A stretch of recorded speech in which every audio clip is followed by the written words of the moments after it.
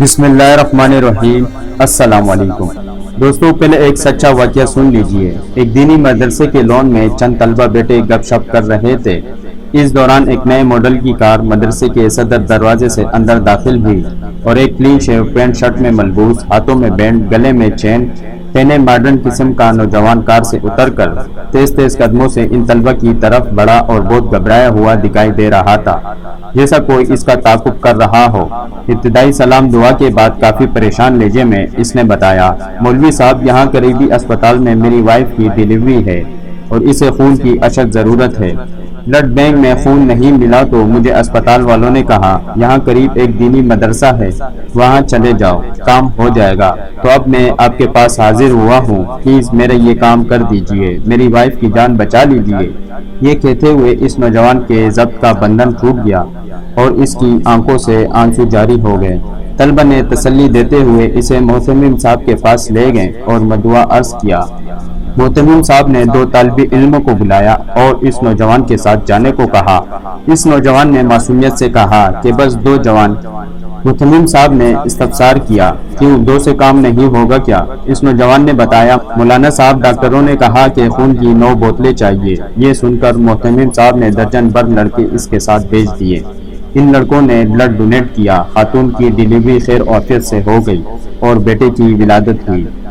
دوستو، یہ ہے مدارس دینیا کا وہ کردار جو ہمیشہ مخفی رہتا ہے، اور ایسے بہت سے رفائی کام، بارشوں میں پنسی گاڑیوں کو پانی سے نکالنا، دوستو رمضان المبارک میں بھاگ بھاگ کر سڑکوں پر موجود لوگوں کو افطار کروانا، کسی حادثے میں امداد فراہم کرنا، سیلاب اور زلزلے میں مدارس کا کردار مثالی رہا ہے، اور اب کورونا وبا کے بعد لاک ڈاؤن کی صورتحال میں بھی دینی مدارس، علماء کرام، مساجد کے ائمہ و خطباء اور مدارس کے طلبہ ریلیف کی سرگرمیوں میں بڑھ چڑھ کر حصہ لے رہے ہیں۔ چونکہ اس طبقے کے کاموں کا مقصد خالص رب تعالی کی رضا کا حصول ہوتا ہے، اس لیے وہ داد و تحسین سے بے نیاز ہو کر اور تشہیر کی پرواہ کیے بغیر انسانیت کی بے لوث خدمت میں جتے ہوئے ہیں۔ ایک طرفہ میڈیا کی وجہ سے عام لوگوں کی نظروں سے انسان دوستی کی یہ کارنامے اوجھل ہے، کیونکہ یہ لوگ میڈیا کے معیار پر پورا نہیں اترتے، لیکن اگر کسی عصری دانشگاہ کے اسٹوڈنٹ ساحل سمندر سے کچرا جمع کا کارنامہ سر انجام دے تو میڈیا عوام کے سامنے ان لوگوں کو ہیرو بنا کر پیش کرتا ہے کہ دیکھو، یونیورسٹی میں پڑھنے والے بچوں نے کتنا عظیم کام کیا ہے۔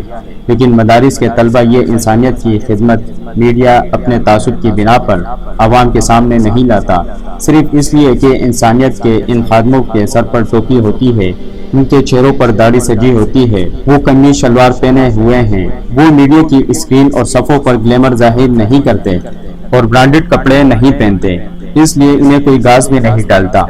اس وقت سینکڑوں دینی مدارس اور ان سے وابستہ ہزاروں علماء و طلبہ رفائی کاموں میں مصروف ہیں۔ شیخ زکریا ٹرسٹ، انصار الاسلام، الخدمت، سیلانی، عالمگیر، بیت السلام ٹرسٹ سمیت کئی ادارے ملک بھر میں راشن کی تقسیم کے لیے متحرک ہیں، لیکن انسانیت کا دم بھرنے والے اور ہیومن رائٹس کو خود کو چیمپئن کہنے والے سول سوسائٹی کی موم بتیاں مافیا کے کارندے کہیں بھی نظر نہیں آتے۔ کورونا کے باعث ملک بھر میں لاک ڈاؤن جاری ہے، ایسے میں دہاڑی وار مزدور اور غریب طبقہ بری طرح متاثر ہے۔ سرکاری سطح پر امدادی پیکیجز کا اعلان تو کیا جا رہا ہے، مگر اصل مستحق اب بھی محروم ہی ہے۔ اس کے مقابلے میں ملک بھر کے دینی ادارے رفع عام اور امدادی پیکیجز تقسیم کرنے اور گھر گھر پہنچانے میں سب سے آگے ہیں۔ علماء کرام کو اہل خیر کا بھرپور اعتماد بھی حاصل ہے، جبکہ ایک بڑا طبقہ ڈیم فنڈ میں خرد برد اور دیگر جعل سازیوں کی بنا پر وفاقی اور صوبائی حکومتوں پر اعتماد کرنے کو بھی تیار نہیں۔ ملک کے ہر حصے، گاؤں، دیہات اور گلی گلی تک مدارس، مساجد کا جال بچھا ہوا ہے، جس کی وجہ سے علماء کرام کا نیٹ ورک انتہائی مضبوط ہے۔